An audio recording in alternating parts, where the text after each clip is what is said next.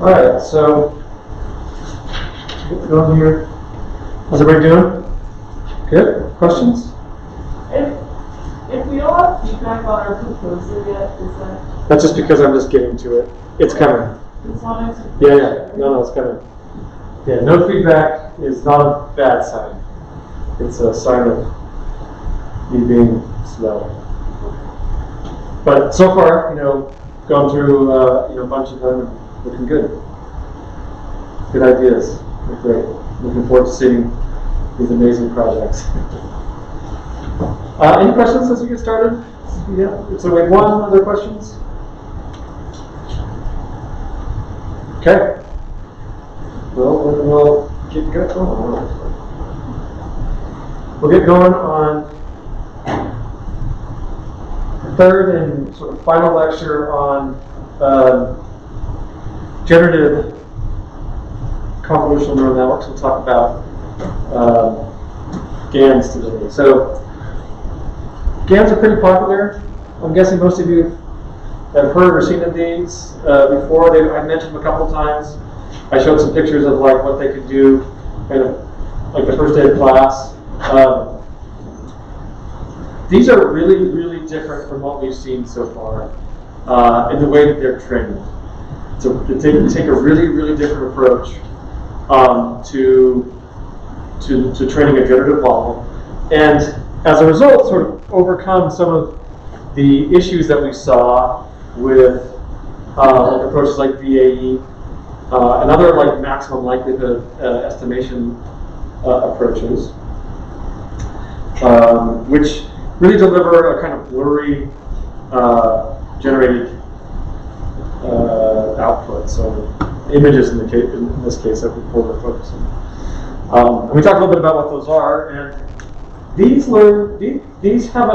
get trained in a totally different way, with a totally different kind of mechanism, so that to overcome this. So they weren't born this way. They weren't born to overcome the like blurriness problem, but they end up doing that. Now they come with their own set of issues, and we'll talk about those today. But these are really pretty fun things. So generative, we know what that is. This is the idea of generating a sample from a probability distribution, as we've been doing the last couple of lectures. Networks, we know what that is. This adversarial bit we really haven't spent a lot of time talking about. We'll generally this just means there's some competitive notion in here, and we'll see what that is here in just a second. So here's what we've been doing. Remember, we looked at these pixel RNN CNNs as generative models, these variational autoencoders. Both of these things had something in common. We were learning to like explicitly model or optimize the data likelihood distribution. Okay, so pixel CNNs, pixel RNNs had this autoregressive way of learning them, and then for VAEs we had this, we had this variational approach that we took to be able to estimate this kind of crazy integral that marginalizes over some latent variables, and those latent variables become, kind of like that space of latent variables. The encoding space is a useful space for thinking about like what generates our images and then kind of exploring in that space. What we're going to do when we go to GANs, we had this taxonomy at the beginning, and I didn't repeat the slide here, but well, we're not going to approach this in the same way. We are not going to try to explicitly estimate the data likelihood distribution. All we're going to do is attempt to sample from it. Okay? We're going to just attempt to sample from it. So no explicit representation of that distribution. Just we're going to learn them. We're going to come up with a way to learn this, to sample from it. And the way that we end up doing this is this basic kind of game theoretic approach.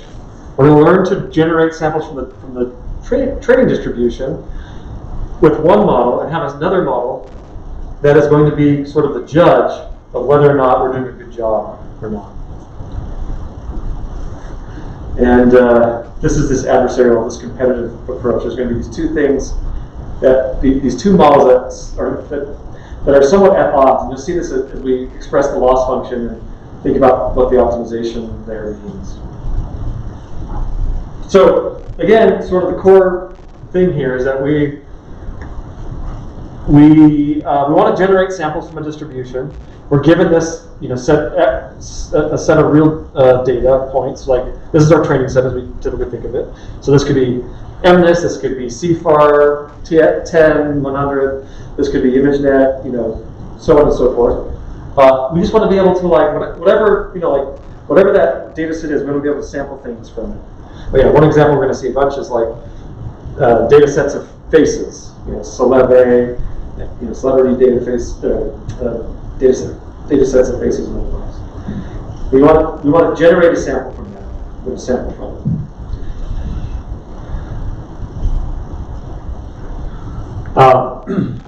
Examples of the kinds of things, the kind of data sets that we're going to try to sample from. Well, as always, our favorite, easy to work with data set, MNIST, and then more difficult things like the Celeb data set. Now, if you remember, when we looked at VAEs last week, we did train models that they weren't trained on Celeb. These were too high resolution actually for the VAEs, but we trained on this faces in the wild data set that's a little bit simpler. And if you remember, it doesn't do a really great job. It's blurry, there aren't sharp transitions as you move, especially away from the face to other, to the background and things like that. And you can actually learn to generate sharp images here, but it's also a really simple data set. Okay, so let's go through the setup here. So we're going to have two networks, like I said. One that's going to generate samples from our data set, and it's appropriately called the generator. So this G, we're going to be using G a lot throughout the lecture, and it just stands for the generator. So one of these networks that's going to learn to transform something, we'll talk about it in just a second, into samples from our data set. So images, MNIST images, Celeb images, whatever. And then we're going to have this other network. This is the competitor here in this two-player game that we just mentioned. And its job is going to be to look at those generated images and say, to look at the generated images, and also to look at images from the actual training set, and to be able to tell the difference between them. It's a discriminator. So it wants to be able to say, this is from our data set, and this is not. When I say this is not, meaning it's generated by this. So it's a discriminator, trying to discriminate between those two kinds of things. Already this is really different, right? Already, we don't, typically what we've done, right, is we've had one model, and there's there's some loss associated with the task we're trying to do. This is different. There are going to be losses associated with, what this is doing and what this is doing. Okay.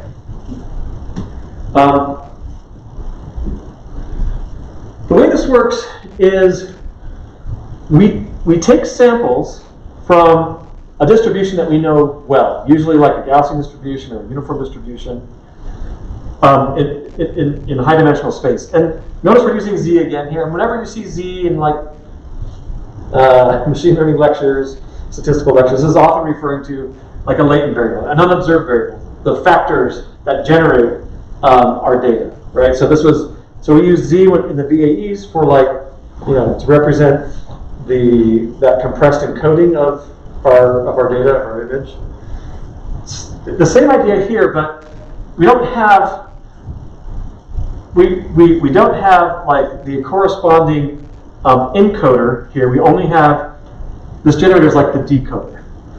It's like going to take a sample from some distribution and it's going to go this way. So remember how we were enforcing, that our Z's like followed a Gaussian distribution,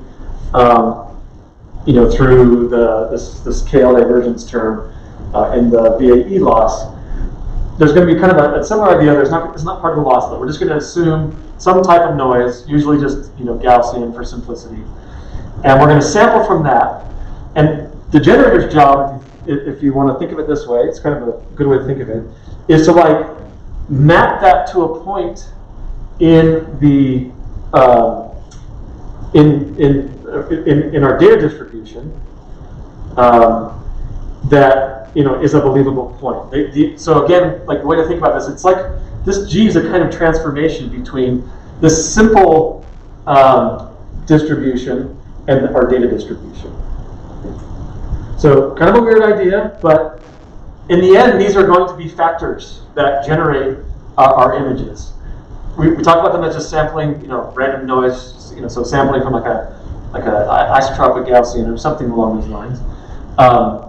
But think of this as like transforming that, like turning this distribution into a different, far more complicated distribution. In fact, that's how like GANs got their start. Was there, this apocryphal story of Ian Goodfellow and others sitting in a bar, and this was the challenge they were trying to figure out. Like, how do you use neural networks to turn one distribution into another? An interesting thing to consider on its own, but now these are used to in this particular way. So when training this thing, we're going to be randomly sampling from whatever distribution we choose, and then this is going to be some network that can turn that into, say, an image. Well, just like into a data array of the right size to be an image. Whether or not it looks like an image or not, or whether or not it looks like an image is part of the training here. The discriminator now its job is to say, hey, that is an array of pixels that looks like it's from our data set or not. Okay, so you'll see this notation in a bunch as we look at the loss functions. The G of Z means the generated data sample. Okay. Do you have any recommendations on how we should shape our latent space? How big should it be? How many variables? Yeah. So this is something that it's hard to say a priori if like how big this ought to be.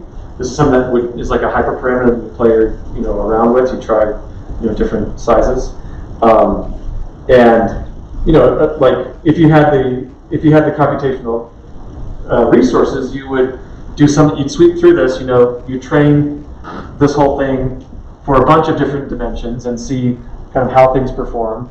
Often, because this is generating images, you're going to do a kind of human eye metric to see if you like the output or not. But in general, you would just use the loss, and you just would see like how many dimensions do you need for this to get quite good in terms of like really reducing that loss. Actually, because you have a competitive loss here, that's a different way to think about that. But anyways, you can still use that loss to make decisions along those lines. And you can do cross validation and things like that as well. Although they're quite different in a setting like this, you use the discriminator for that. In terms of like how you would evaluate validations and tests as you cross validate. When it gets through discriminator, it's only if it's true or fake. What happens if you want like different classes, like well, that's not. And then you wouldn't have a generative adversarial network. That's a very different thing altogether. But could we control like each of the variables? Like the first one is how big the nose is, and the second one is how big the eyes are. I mean, that comes out of this, but you don't. The way that you can, there are ways to control that, but it's not through the discriminator. There are ways to there are ways to like shape. There are ways to shape the generation of the data so that these factors correspond to like expected factors of variation in the images, like for faces, like whether or not you're wearing glasses or have a smile or not, or a frown or whatever. But that doesn't, like in the plain vanilla setup that we're looking at right now, that doesn't, like there's not a way to do that. If it comes out of that, that's because that was an important like factor of variation to have learned to generate your data. But it's not guaranteed. Okay, great questions. Other questions as we're going here? Okay, so that's what this network's job is, to map our samples from here into our data space. In this case, if we're looking at images of like faces, then some height and width and 3 channels representing red, green, and blue. The discriminator now takes in as input things from the data space. They could be actual training examples, and that's what X typically refers to when we're looking at loss expressions and things like that, or generated samples. And its job, as I say, is to assign, it's a binary classification, as was alluded to. It wants to assign a label 1 to these, saying this is from the data set, and it wants to assign label 0 to this, saying this is not from the data set. Okay, oops. Haven't done that for a while.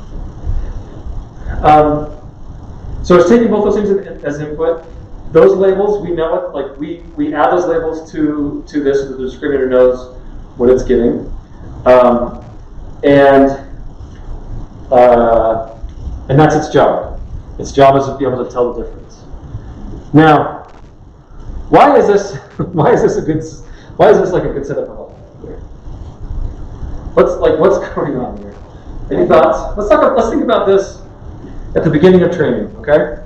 So this is randomly initialized, this network's randomly initialized, so it's basically just generating garbage, right? Doesn't look anything like the data set. And this thing is basically a random discriminator, right? Like it doesn't, it's randomly initialized. It won't know the difference between things coming from our training set and things generated by our generator. So how could this possibly be a good approach? Think about it for a second. Any thoughts on like how we might use this?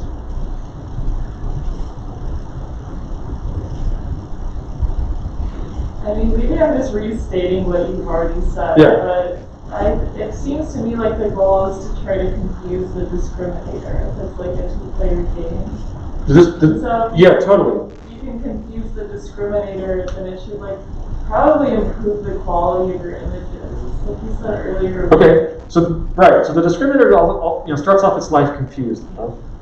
Yeah. So you're right though. We want this thing to do a good job of telling the difference, right? And if it can tell the difference, then there's some kind of signal there. Like there's something within this network that's like producing a signal that like it gives good information about what it means to actually be a real image, right. And that information can be used to right. fabricate images that are more believable. Exactly. So it's conditioned on on however good this is, right? So like how good this has to be depends on how good this is, right? Like if this is just producing garbage, this will have a pretty easy time of telling the difference. Like when I say garbage, another way to think of this is like, this kind of a simple low-dimensional setting. All the training examples are like sitting over here in like data space, and all of the garbage that's generated is sitting over here in data space. And it's really easy for this like binary classifier to kind of draw the line between them, right? So at the beginning, this thing is garbage. This thing is also garbage, but you generate a whole bunch of samples and have this thing start just doing treating the binary classification task of recognizing the difference between these. And at some point, like this quite quickly could like converge to something pretty good. So now that we have something that's pretty good there, how do we feed that information back on the generator? How can the generator use that information to then improve itself? That's the whole point here, right? Like this thing starts off as junk. This thing quickly figures out how to tell junk from real. And now, if this whole process is going to work, there needs to be some feedback from this right here that the generator can use to adjust itself to get better at the task, to do a better job of faking out the discriminator. Faking out the discriminator in this case means producing things that look more like the real data. Did you have an idea, Anthony? Yeah, it seems like what happens if like the discriminator gets like way better than the generator, and then somehow overwhelms, and then everything just maps correctly. Then would your gradients disappear? It's almost like a predator kind of prey relationship. Mm-hmm. There is, or like a red queen kind of. Yeah. There are some dynamics here that are really tricky. In general, these are hard to train because of this sort of need to balance like how good one gets before allowing them to get too out of sync. But there are some heuristics that you can use that. Like what happens if you give the discriminator like a head start and then just reset the generator, and then suddenly the discriminator is like way better than the generator? Would it diverge at that point, or? It depends on a lot of details that we're not really talking about yet, like like how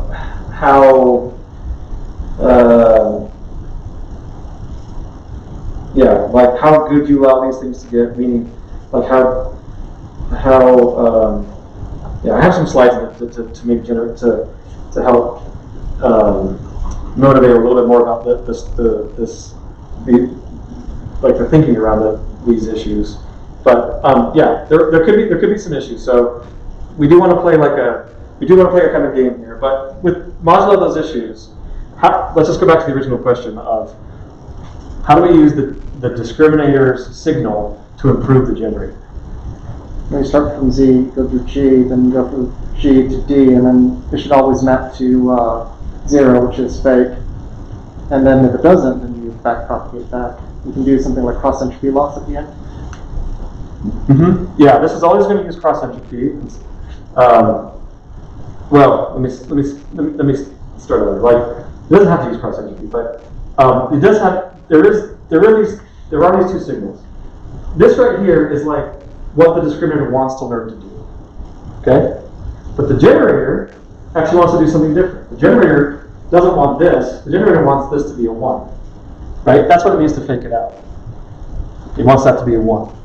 So when you're training the discriminator, that's your target. But when you're training the generator, really the only target it cares about is that it's making this, this composition of generate data and then apply the discriminator to it, and actually try to make that a 1.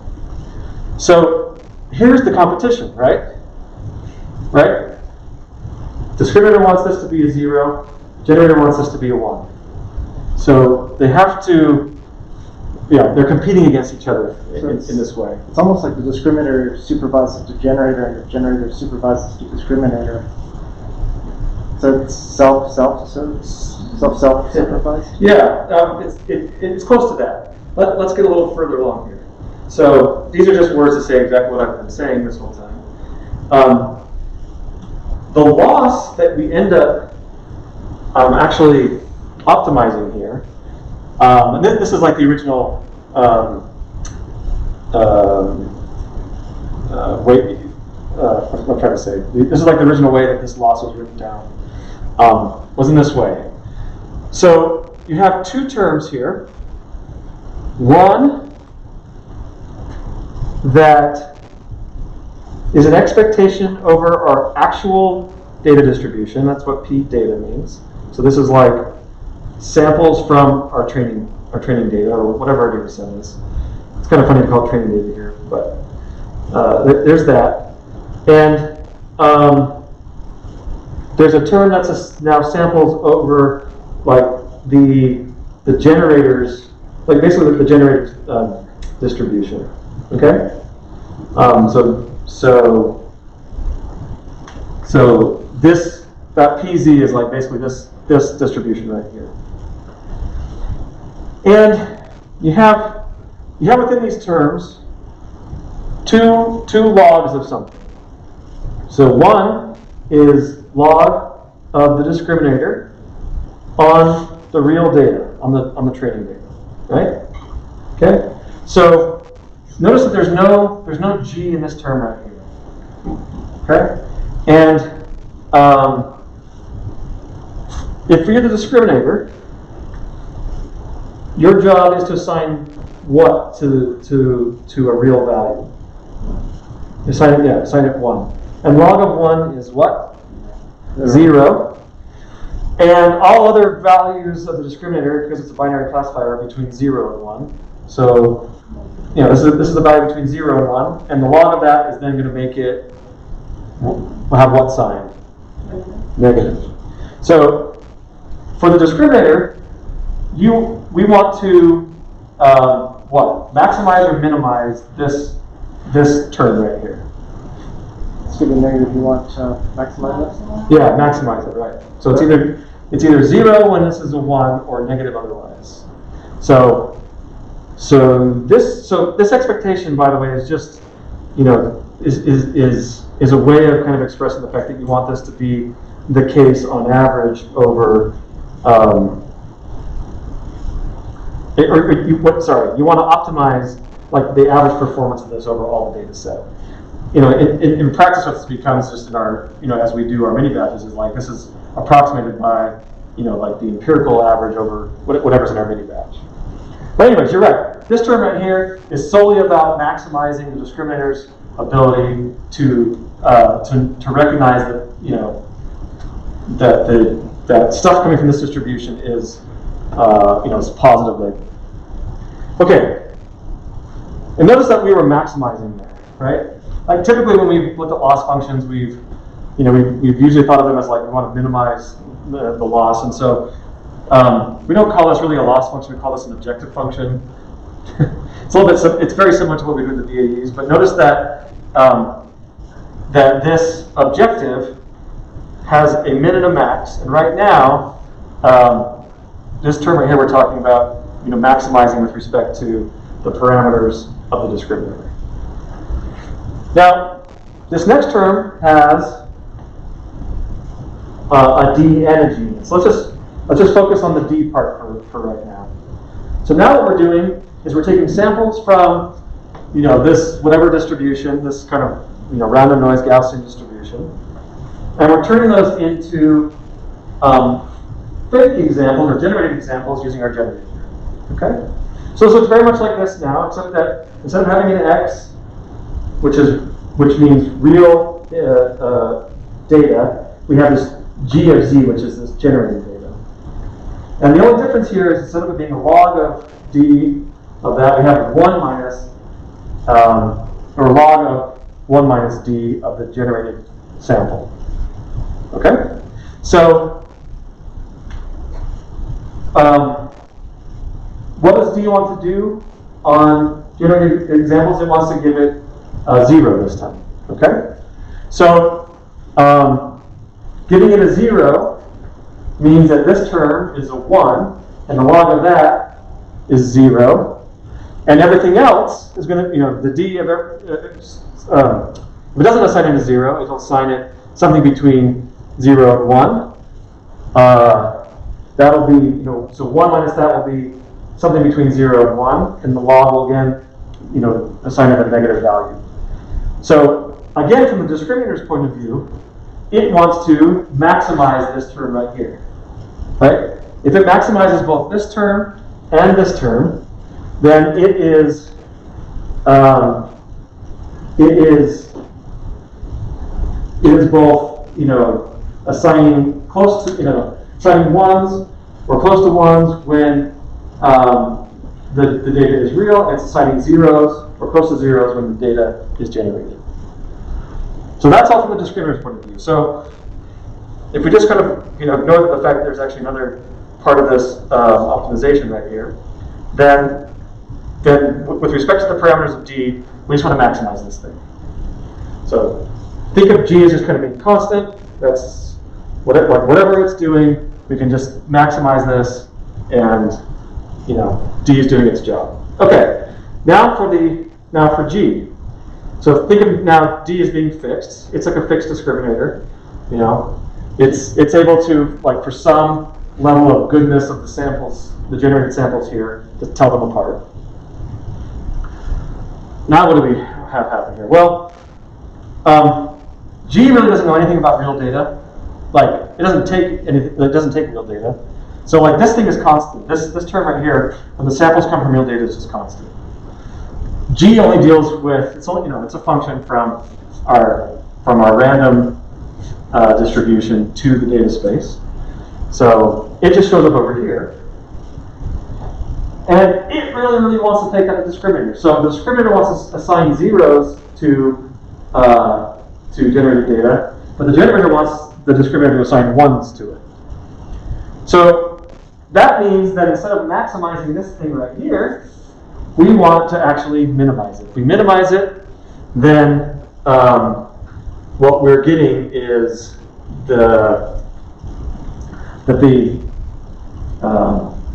the argument of the log here is getting closer and closer to zero, which means that the discriminator is assigning to this generated sample something closer and closer to 1. And that's why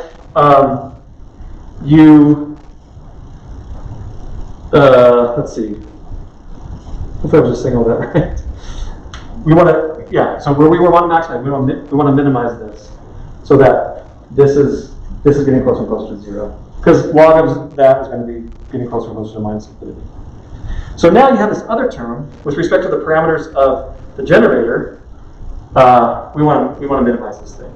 Okay? So hopefully, through all this kind of word examples and pointing at the screen a bunch of times, what you're seeing is the way that this objective is set up is from the perspective of the discriminator, you want to maximize it, and from the perspective of the generator, you want to minimize it.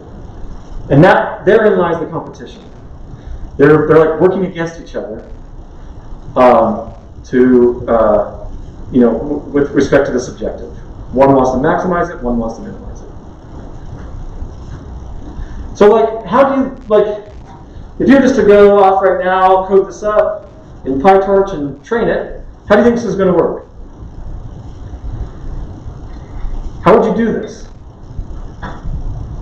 This is kind of weird, right? You have actually samples from, like, 2 different kinds of things. You have samples from, like, what we typically think of as the training data, and then you have this other thing, which is like this generated data. So how would you go about this? Any brave souls want to suggest something? Well, instead of maximizing D, we could put a minus sign in front of it and do it as a min. So that way it works better with our optimizer. I see. Yeah. Okay. But then you'd still be, like, once you multiply by -1, you now want to maximize this. So they're still competing against each other. Yeah. So that's true. Like, there's like kind of a practical thing there where you might want to do that. But either way, you're either like climbing up gradients or you're walking down, climbing down them. So even though we really focused on like gradient descent, you could just do all the lectures all over again, and you could have them be all in gradient descent with a minus, have them multiplied by -1. So it doesn't change the fact that, like, these are still competing against each other.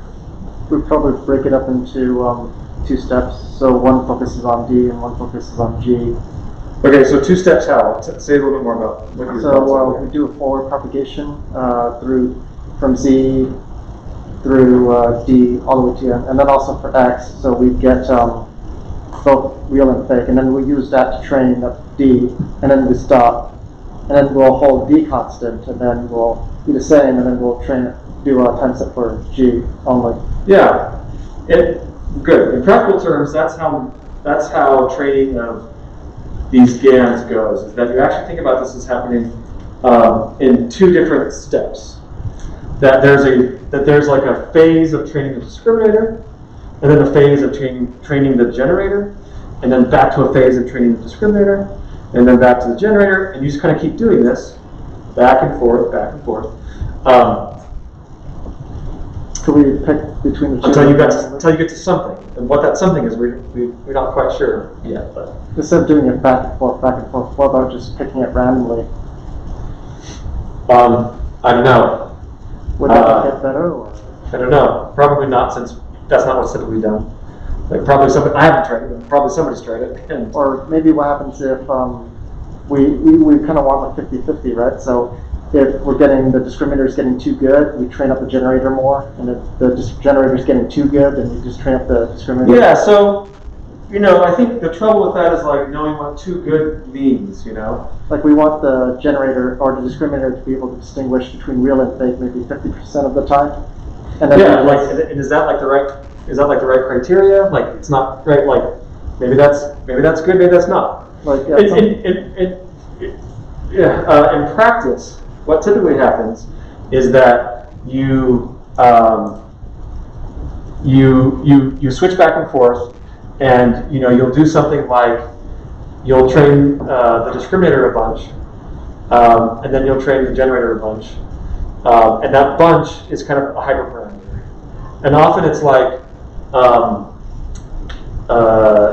train the discriminator for a bunch of steps, and then train the generator. Then train the discriminator for a bunch of steps, and then train the generator. We'll get a little more into that, but the important part is that the way that you actually train this is that you break this up into two steps, and the max, the max part and the min part, and you do them separately.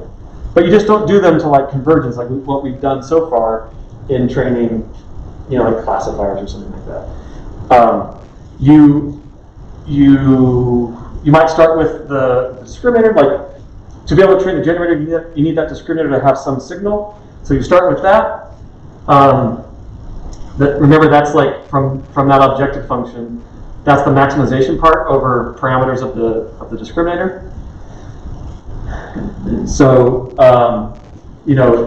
sample some data from your training set. Generate a bunch of examples by sampling from your distribution of your latent space, and then forward that through your generator, and then approximate these over these expectations with just empirical averages, right? Sum divided by the number of samples from p data, and sum divided by the number of samples from your random noise distribution, and then do a gradient ascent step, right, for each one of those mini batches, because you're trying to maximize that. And you might do that for a couple of steps. I think typically you might see things like 5 or 10 steps, something like that. Get the discriminator to be really quite good, and then stop that, and now start training the generator. And remember, the generator has these two terms, or sorry, the objective function has these two terms, but the generator is only in one of them. So one of them is constant with respect to the parameters of the generator, so you don't need to worry about it. So you just focus on the second term with the generator in it. And now we want to minimize this term, because minimizing this means that the discriminator is assigning a 1 to the generated examples. So we do that, maybe for one step, maybe for a couple of steps, and then we kind of switch off. So like that's the basics of it. Do this back and forth. Turns out that this is actually, in general, this is hard to do, but in general, like this is actually quite a difficult objective to optimize. It has to do with things like the gradient being like saturating in the regions where you want it to be to have a lot of signal. It has to do with this form. It turns out that you can make a really simple change to this, and it was kind of alluded to already by Anthony, like the idea, but you can make a simple change to this, and just maximize just this term right here. So it looks very much like this term now, but just with generated samples instead of the actual samples. And if you do this, this is actually this is much more likely to converge. And again, like the reason for this is that you tend to have gradient signal more gradient signal in the region where you want there to be, like where you're trying to push the discriminator on the generated samples. It's just a little trick that was like realized and that people now use when training plain vanilla GANs. Are you missing a minus sign? No, because we're maximizing. You can put a minus sign and minimize. It's exactly the same thing. Don't get hung up on that, right? Like a minus sign just changes which direction we measure. It's true, like in that picture, there's a minus sign to give exactly that, but regardless, it's the same thing. But then you get a low gradient signal when you're close to 1. Well, low meaning 0, not like negative. Right? It's the 0 that's the problem. Well, when DFG That's where it's is close to 1, then your gradient signal is pretty low again. Yeah, just multiply everything by -1. 0 stays the same. This is just be like a -4 or +4 is now -4. It's just not 0. That's the important part in that picture. This is just coming from a paper, like one of the original papers on GANs. So anyways, it's just like something that was recognized that, oh, wow, this was hard to do. Let's try something else. Yeah, that worked. Why does it work? Well, it turns out that when we do it this way, then we tend to have more signal. Like we move the gradient signal to a region where we want there to be more signal. That will drive more learning.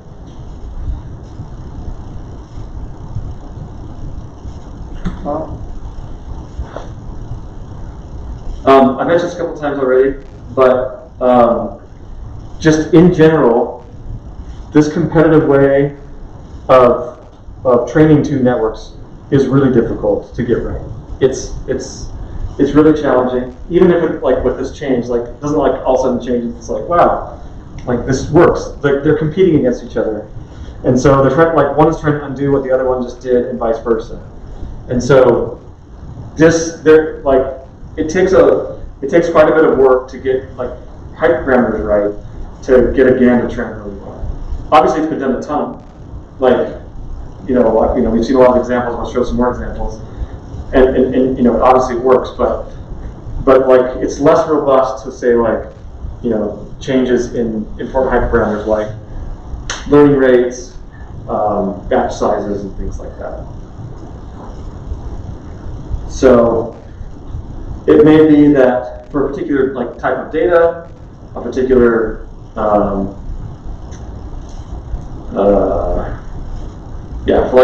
for different kinds of data sets, the size that they are, like I don't know, like you're going to have to do some tuning, and you might need to use some different objectives.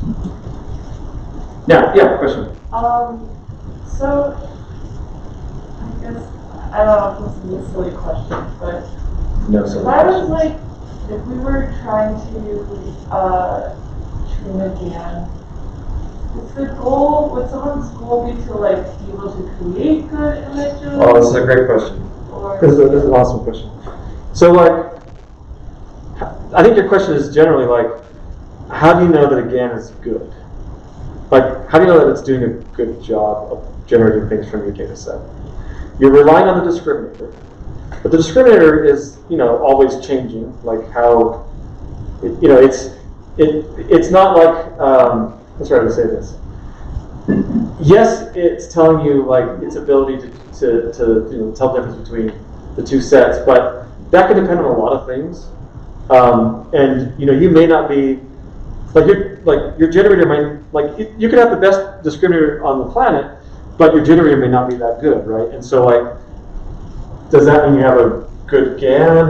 No. Like, does it? If you went the other direction, Does it mean you have a good GAN? No, I mean, like, it just means that your discriminator, like, remember these are neural networks, so like, maybe you chose a discriminator with not very much capacity, like really an inability to tell the difference between like very complicated data sets, like very high resolution images, right? Like, it depends, there's so many like of those kinds of dependencies, you really can't use the discriminator to say, like, you know, we're doing a good job on it. So there are other kinds of ways of evaluating how well you're doing that people have come up with, and we're not going to talk about them today, but there are these metrics.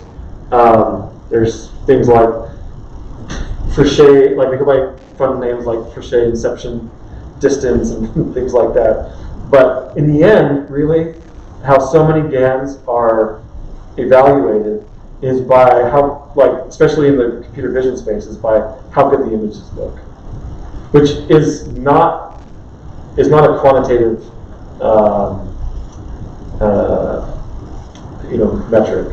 And you're using like the human eye to make that decision? Whether you think you're thousand? Yeah, the human eye, right? Like you look at the image, you're like, wow, that looks really crisp, you know, that's good. And then, you know, I don't know, like you compare two GANs to each other, and you look at the image, and you're like, oh, look, like this one has some artifacts in this generation of this image, like this one has a different kind of artifacts, and there's like a lot of the times, like this area suffers from really great quantitative metrics for saying, like, you've generated something from the data set or not. Again, like the discriminator really can't be relied upon to be that metric for you. So it's a tough problem, and now you're doing this for like completely different kinds of data. So like not images, but like say you're doing GANs for, I don't know, they're not used very often. You could use it for generating text. You'd have something similar, like, does the text make sense? I mean, like, we saw this already with language. Like, how good is a generative model in language? Well, there are all these things like the blue score and the blue score and things like that. But really, it's a lot of it is like, doesn't seem believable. Like, we all like GPT-3, but like we're amazed by it because it kind of like seems like it's like doing something that like a human wouldn't do. But it's not a great metric. And these things suffer from that. And like another way to say this, like, why does it suffer? Like the other thing that you could think of is that, like, you actually have some representation of the actual distribution of the data, and you can actually assign a likelihood to it. Like, that'd be another way to think about this, but of course you don't. What you have is like an empirical sample of something that, like, we imagine comes from like a well-defined distribution, but even then, like, that could even be a really ill-defined idea.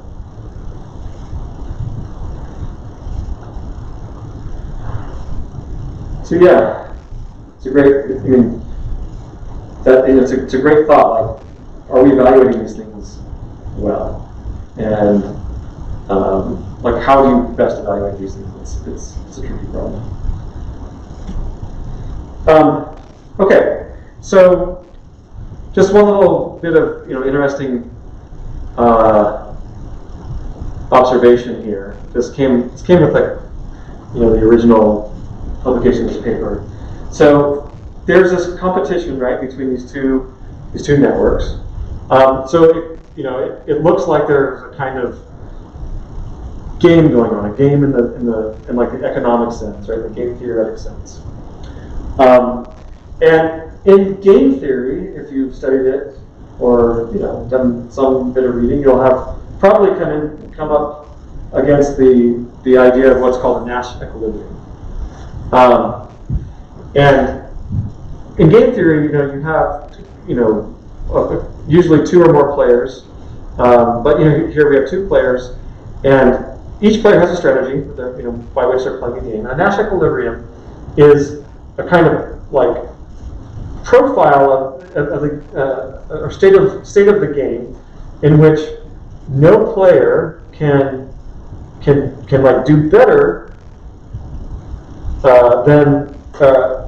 can do better by unilaterally or like on their own making a change to their strategy, right? So like in game theory, you kind of think of like two competitors pitted against each other, and they each have their own strategies, and they're like one's making decisions and then the other making decisions, and they kind of go back and forth, and then maybe some point somebody wins here.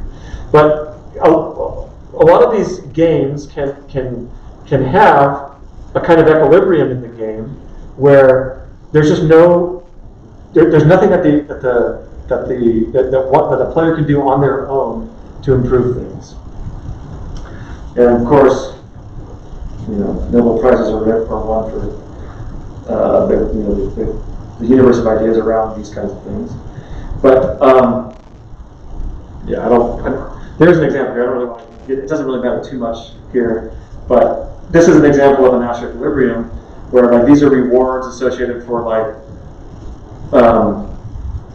how each company might make a decision here in this game to advertise or not advertise, right? And the idea here is the simple setup of there's a market out there, and if we advertise, we can get the whole of the market. If we advertise and the other competitor doesn't, we can get the whole of the market, which is represented by 200 here. Vice versa for the other games. This is a symmetric game, but if we both advertise, because we're symmetric, because we're equal, we share the market. And it turns out this is a Nash Equilibrium.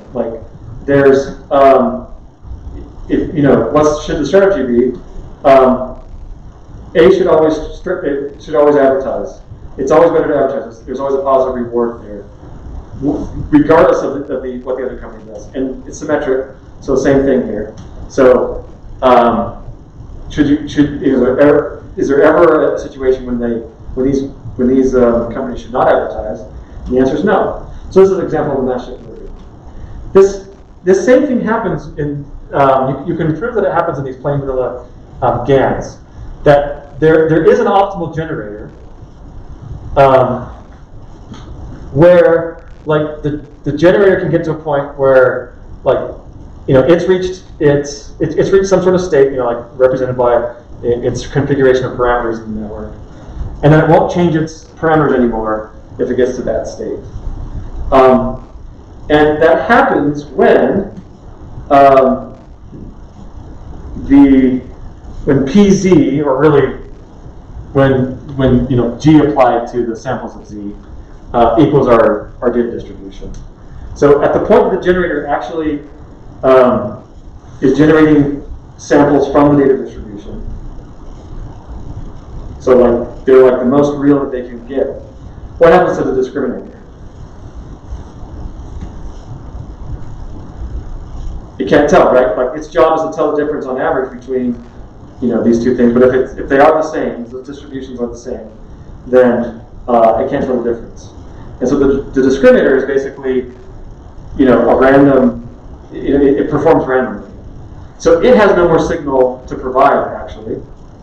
And these two competitors now sort of stay in this state. There's no way to improve. This can actually be quite bad, right? If we haven't already gotten to a state where this is sorry, I should say this differently. This is good. This is what the generator is trying to do, and this is what you are. This is the whole point of you trying to train these models, is that you want to get the generator to turn these samples into exactly the kinds of things you see in the data set. So theoretically, this is quite good to get here. You can fool yourself in thinking that you're here if your discriminator looks like it's guessing. That's where it can be bad, because there's no way of really telling if you've done this or not. So if you get to a point where the discriminator is really kind of guessing, but you're nowhere here at this point, and that's the bad situation I was trying to get at. There's some other things to mention here. Turns out that through doing some math that we won't go through entirely, but that this optimization problem is actually equivalent to minimizing the Jensen-Shannon divergence, which is related to the KL divergence. In fact, it's the symmetric KL divergence. So remember we looked at the Kl divergence a couple different times. Looks like this for continuous parameters. But remember that it's not symmetric, right? Like there's a p data here. There's not like a symmetric, like a pz next to it or something like that. So if you switched it, like the term remains the same. And then you have this this ratio here, the p data to pz. Again, that's not symmetric. So while this is a divergence in the sense that this is non-negative and non-negative and 0 if and only if these are the same, it's not actually a metric for various reasons, in particular because it's not symmetric. But you can symmetrize it just by doing the sum of the Kl divergence with the parameters in one direction, with your distributions in one direction, and then your distributions in the other direction. And use this half to give this kind of average, like you're averaging the two together. So it turns out that you can show that this whole problem actually is very similar, not very similar, is equivalent to minimizing this Kl divergence. And it's exactly for the reason that we were just describing. The whole point of this is to take this distribution, again, when applying g to it, and make it to be exactly the data distribution. The reason why we don't do it this way is that, theoretically, this is really difficult because we have to have access to these distributions. Or this gives us a way of getting to being able to sample from these distributions without explicit access to it. So that's kind of cool. We might have put on our logician's hat and maybe said, oh, well, we want to do this, but we would have not gone very far because these are really difficult distributions. But by doing this kind of crazy game theoretic optimization, we get something similar. Yeah, this is just kind of restating some of the math we saw before. Okay, so what do these kind of things do? This is kind of a funny picture to show because these are really low. These are really low. I mean, they're not low resolution, but they're really quite ugly. They're not very sharp in terms of having generated these digits. What this is showing, however, though, is that GANs. We've been looking at plain vanilla GANs. This is not quite a plain vanilla GAN. This is actually one that's conditioned on the class that this came from. So it's one of these ways of building in something like some sort of notion of I want there to be kind of alignment for my space. It's not quite that here, but the idea is that the latent space represents a kind of style for the digits, and then I can just say, well, I want to generate a 0 with this style, or 1 from this with this style, up through 9.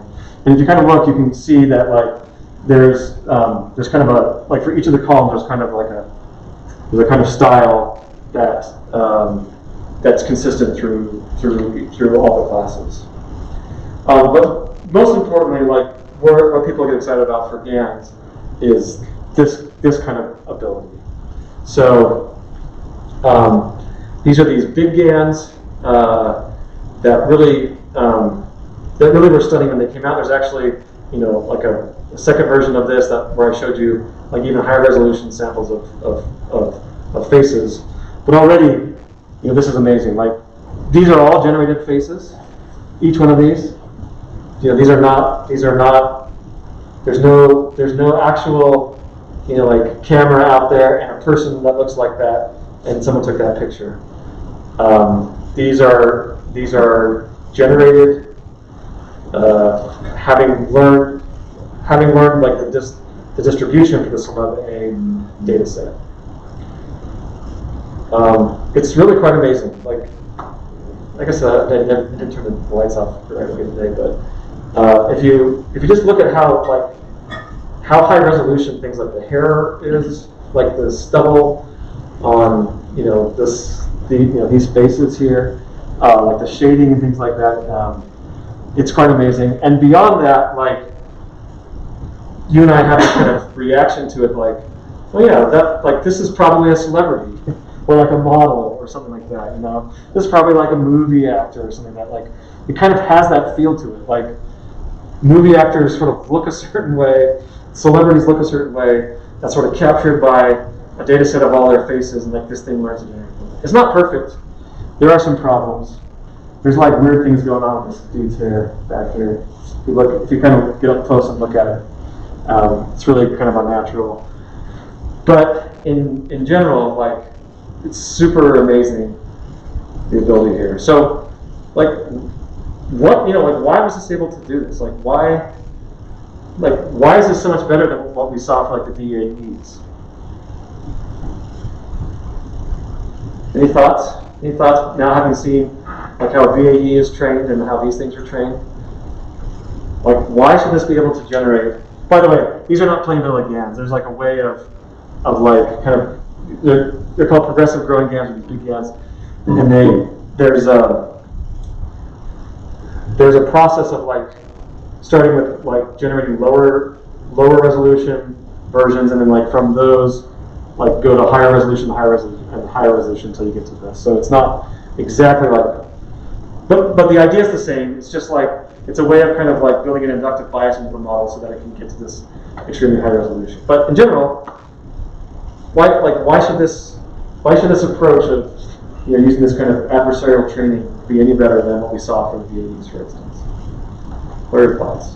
I mean, my first thought is like the lack of fuzziness in this one, and how like the discriminator, when it's like learning to decipher things that are real or made, it's gonna see a bunch of real images. They're not gonna be fuzzy the way like some of these class models create fuzzy things. So it's gonna know like, oh, it's really fuzzy. This is not.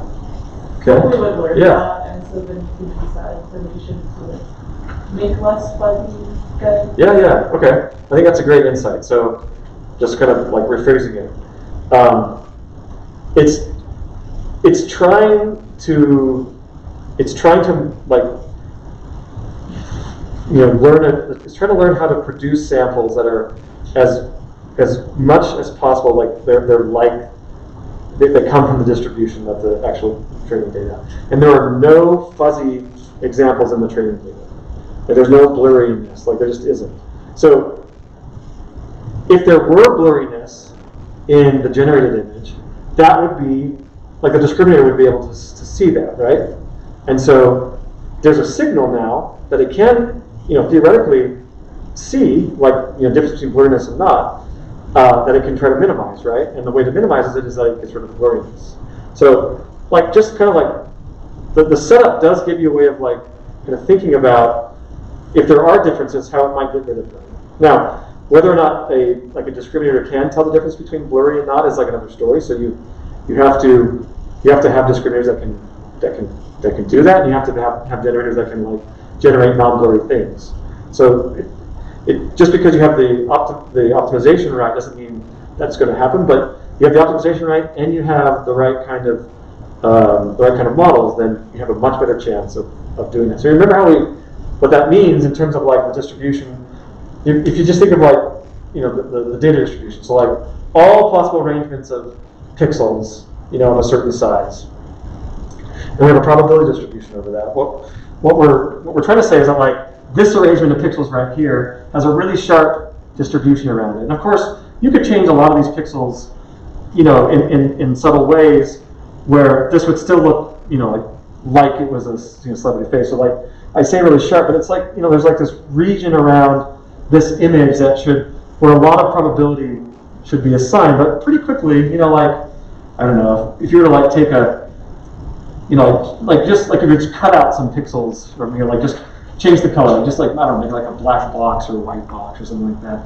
Like all of a sudden, this is no longer, you wouldn't have to take too many pixels to do that, and where this is like really no longer from that distribution, right? So it doesn't take much to change these pixels. So what we're saying is that like there's this really sharp distribution. So like small certain kinds of changes, all of a sudden that probability ought to just drop down like rapidly to like nothing. And so this is really what the data distribution looks like. And so what we need is this generative distribution to be as sharp as that. And to learn these like very sharp modes in here. So this approach has a way of being able to at least do that theoretically. Any other thoughts? That's great. Well, again, the discriminator is trying to detect whether or not it's fake or not. That's kind of what we're doing. So it's almost like this generator is just designed just to defeat us. Well, our variation autoencoder is just trying to. It doesn't have that objective. Yeah. It doesn't have that objective function. Right. The objective is completely different. Right. The objective is like reconstruct. So, if none of these, like none of the images in slab A has blurriness. So in reconstructing, it should have some signal to like, not be blurry. So like there's kind of an analog there to that. Like, that should be the case. But if you think about it, like there's not this kind of like back and forth of like, the discriminator now is telling me that like eyes go here and not like here, or like that eyes and noses and mouths kind of like this, hair is up around the face like this, like there's no discriminator providing.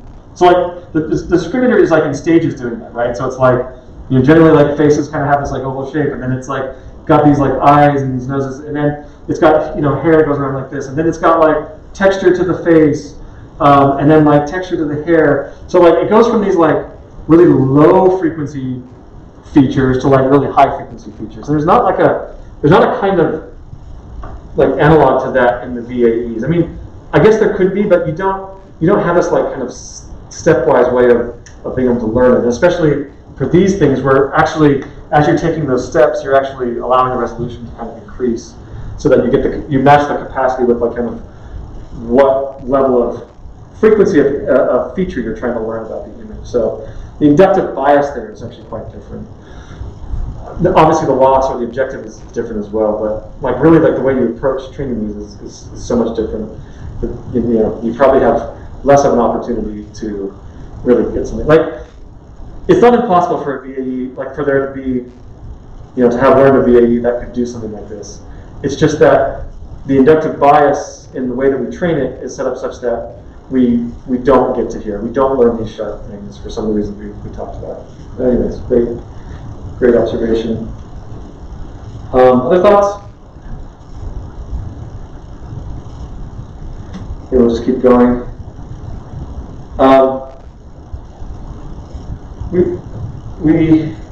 I showed some really bad examples of this, like kind of near the example or near the beginning of the class, but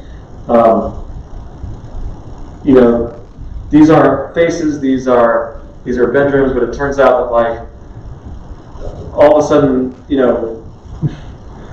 beds have like 4 sides to them and a flat top, and like windows, have, like they end up being rectangular, and like pillows end up being rectangular, and I don't know. So, and so on. Like these are way higher resolution.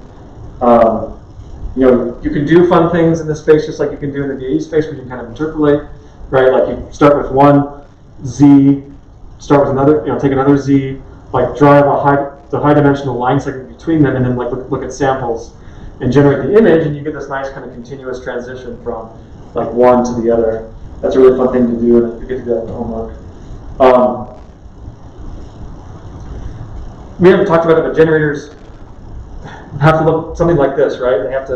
They gotta be full of transpose convolutions, right? To go from a vector, this is just like a decoder here, like we talked about before, to go from a vector and turn that into, a tensor of, whatever the shape, in this case 64 by 64, with 3 channels.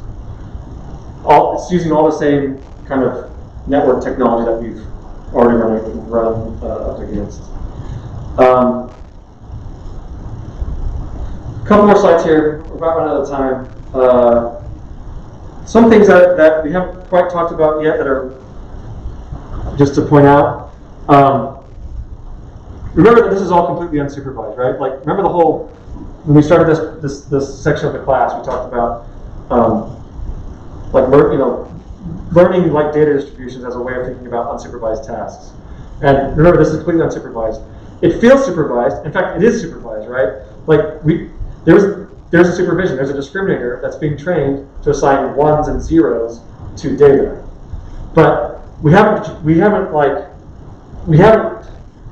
Those are like natural labels that like are, that are easy to add to the data, right? Like this is either an actual sample from a data set or a generated one. It isn't like one of these expensive labels you have to go and get where somebody looks at the image and says, oh look, there's a cardinal in that picture, or there's a boat in that picture, or whatever. So we learn to generate samples from this distribution in a completely unsupervised way. You give me a data set, I can use GANs to generate samples from it. No other like labels needed.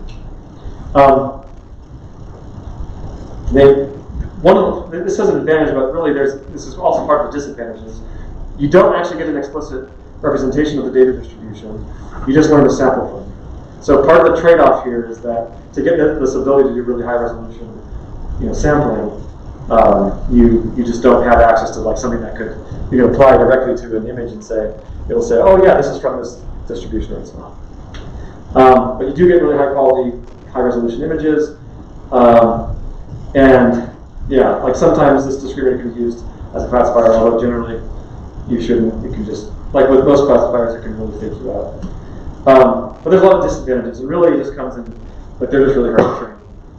There's a lot of, like to get these, start with a new data set to like get them right, there's just a lot of hard work that goes into like just trying a whole bunch of different parameters to see like what is the right combination of those to even get this thing to train remotely well, and then you got to work in that close to that space to get it to go really well. Yeah, and then there are risks of saturated bruises as well. Like this happens quite a bit when you start training these things. Like you'll be generating images. This is so common. I don't really know exactly why, but like this. Now that you've seen this pattern, you're going to see this over and over again if you start training GANs. It's just really, it's just like this. It just represents this like saturation of the generator, or saturating the discriminator to not get the signal for the generator to change. Now, one of the most important ones I want to get to before we end today is this idea of mode collapse. So remember, I've been talking about like all of these. The distribution is really like it's like zero everywhere. And then around these arrangements of pixels that are, in the case of celeb A, these faces, it's like really sharp. There's a really sharp transition to a high probability. Okay? And each one of these is called a mode. Each one of these like peaks is called a mode. That's just vocabulary from statistics. And often what happens with GANs, especially just kind of plain vanilla, there's lots and lots of ideas on how to like overcome this. But the GAN, just depending on how you train it, just depending on its capacity, depending on like maybe a lot of things about the balance of the data, just the data set itself that you're training on, it will very often only learn certain of those modes, and then not learn any of the other modes, right? So this manifests itself in, for instance, like a generator that will only generate sevens from MNIST. This actually doesn't happen very often, but this is just to motivate the thought. It's just like, there are arrangements of pixels for MNIST that are sevens, and like it's one of those modes, and then there's another one for all, one for each of the digits. But if this thing collapses for some reason, like the mode collapse means that the PZ has only learned some of those modes, and everything else is assigned to zero. Then you're only going to sample, like in this case, sevens. And this actually happens really, really frequently with GANs. It's just, again, there's like a lot of reasons. This actually doesn't happen with MNIST at all. Like, it's pretty hard to, you can make it happen, but it's pretty hard to make this happen, just given like the nice balance in MNIST and like how really different digits are. But in Movate's example, so like this can happen like in this way, right? Like this is actually really common in sort of data sets like this, where it learns to generate what looks like a whole bunch of different kinds of faces, but really there's a whole lot of similarity between these faces, and so it's really sampling around just from one of these modes. Yes, you're getting a lot of variation in terms of like some of the subtleties here, but like all like the hair is always kind of the same color, those kind of things. So like this is something we want to watch out for with GANs. There are lots of techniques for dealing with it, but in general, playing vanilla GANs, you only learn a few modes. Yeah, so there's a lot of other things going on. So these are like some of this stuff is actually quite old now. Like people have been training other kinds of GANs that are far more stable. This Wasserstein GAN is using a different way of matching up distributions. So the loss is sort of the loss is expressed differently. Same thing with LS GANs. There are, we mentioned conditional GANs. There's a lot of cool stuff there. Really, you see GANs. You see like the notion of the adversarial training with the discriminator a lot in a lot of different applications these days. The combinations of like VAEs and GANs are there as well. Adversarial autoencoders is one of the types of those. And there's just like a lot of different kinds of GANs. Some of the coolest GANs are things like, have you seen these cycle GANs that take you like basically like map? I don't know. Do you ever see these pictures of like it's like a horse running around, like this video of a horse running around, and then like all of a sudden it becomes a zebra. And so there's ideas called cycle GANs for an additional loss term that this is consistencies term. So if you have basically like two generators that map you from one distribution to the other and vice versa. So you don't have these random noise distributions, but you actually have two data distributions. And there's this consistency loss that is you take a point here, you map it with one generator to your other space, and then use the other generator to map it back into the space, and it should that full map should take you back to the original point. It should be like one should be like basically the inverse of the other. And you get really cool results from that. And there's just so many different kinds of GANs. So the area is huge. We're only spending one lecture on it, but I just want to kind of just give you that impression that this is a technique that's got a lot of research behind it, and you again often see it in combinations with other techniques. So yeah, so that's what we're doing for generative models. We talked about these three flavors. There are certainly other ones we could have talked about, but like VAEs and GANs are really like the kinds of generators that you see quite a bit. If you're not talking about like a decoder transformer, which is not very popular for language, but is now being used for images as well. Yeah, that's it.